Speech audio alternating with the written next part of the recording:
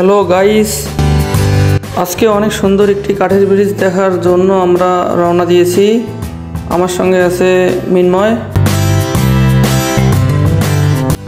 ভিডিওটি না টেনে দেখতে থাকুন। রাস্তায় অনেক সুন্দর সুন্দর দৃশ্য দেখতে পাবেন, গ্রাম বাংলার প্রকৃতি দেখতে পাবেন, আমাদের রাস্তাঘাট কেমন সেটা দেখতে পাবেন। আর একটা কথা, রাস্তায় চলাচলের সময় সাবধানতা অবলম্বন করে চলাচল করবেন, কারণ একটা দুর্ঘটনা সারা জীবনের কান্না।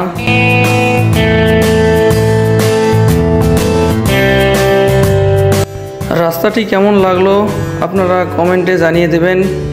অনেক সুন্দর রাস্তা, দুই ধারে সবুজ, শুধু সবুজ আর সবুজ। দুপুর রোদে ঝলমল রোদ। সামনে ডান পাশে রাস্তার সাথেই একটি বিদ্যুৎ কেন্দ্র দেখা যাচ্ছে। পীরগাছা উপজেলায় এই বিদ্যুৎ কেন্দ্রটি নতুন হয়েছে। অনেক সুন্দর বিদ্যুৎ কেন্দ্রটি।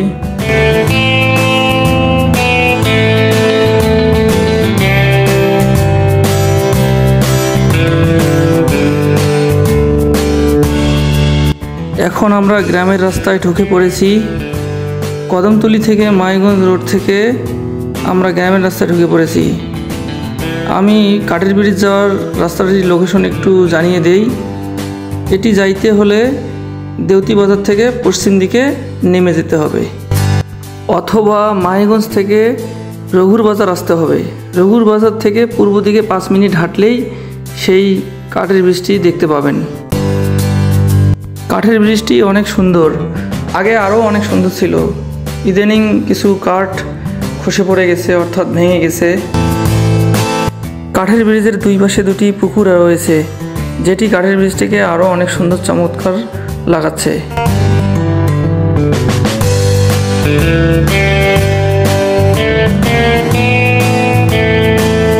এখানে দুটি বটগাছ রয়েছে। দুপুর রোদে এই বটগাছের নিচে দাঁড়িয়ে অনেক সুশীতল বাতাস এবং ঠান্ডা আবহাওয়া পাওয়া যাচ্ছিল, যা কাঠের ব্রিজ দেখতে আসার আনন্দকে আরও বহুগুণে বাড়িয়ে দিয়েছে।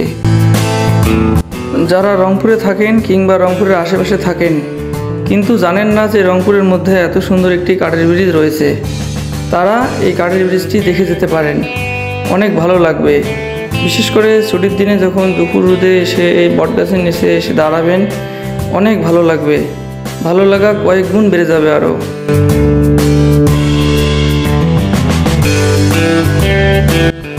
আজ এই পর্যন্তই, দেখা হবে পরবর্তী কোনো ভিডিওতে। Tata, bye bye.